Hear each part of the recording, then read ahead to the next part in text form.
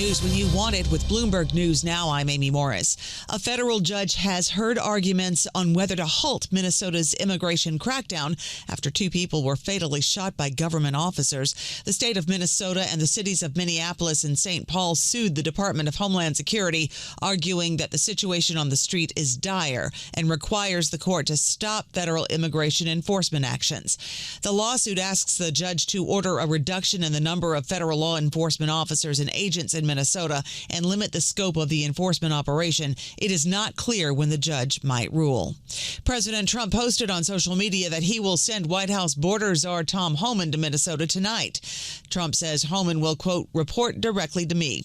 Laura Davison, Bloomberg News Deputy Washington Bureau Chief, says this opens speculation about the future of Homeland Security Secretary Kristi Noem. Lots of chatter really going back several months about how long Kristi Noem may stay in that role. But there's a clear sign here that the administration, Republicans on the Hill, are really not happy with how the use of force is happening in Minnesota. I'll also note that Noem and Homan have often been at loggerheads. Laura Davison, Bloomberg News Deputy Washington Bureau Chief on Bloomberg Surveillance. President Trump says he and Governor Tim Walz seem to be on a similar wavelength.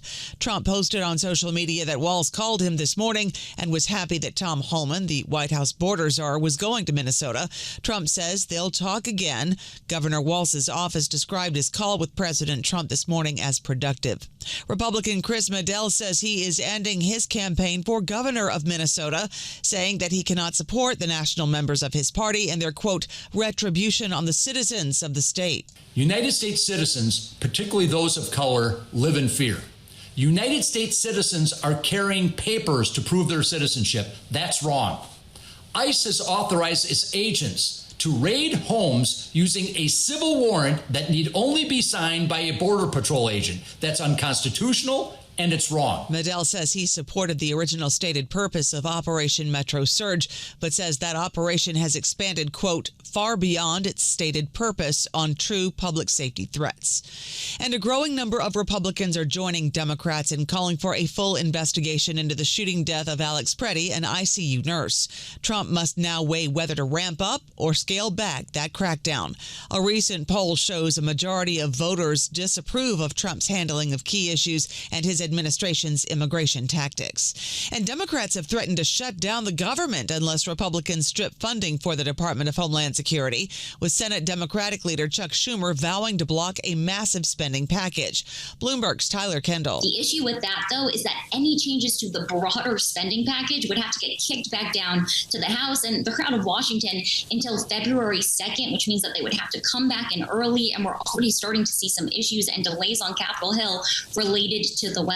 Now, even if that spending package is blocked, ICE has already been appropriated $75 billion through fiscal 2029 through the Republican spending package approved back in July. Now, Schumer released a statement saying that the responsibility to prevent a shutdown is now on Senate Majority Leader John Thune.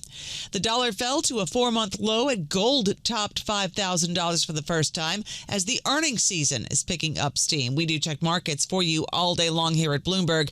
The S&P 500 up 0.6%, NASDAQ up 0.6%, the Dow up just about 0.5%, the 10-year Treasury yield at 4.2%, the 2-year yield at 3.59%, and spot gold shares are now more than 2% higher. Shares of CoreWeave are 9% higher. Nvidia investing another $2 billion in the cloud infrastructure company's stock to speed its effort to add more than 5 gigawatts of AI compute by 2030.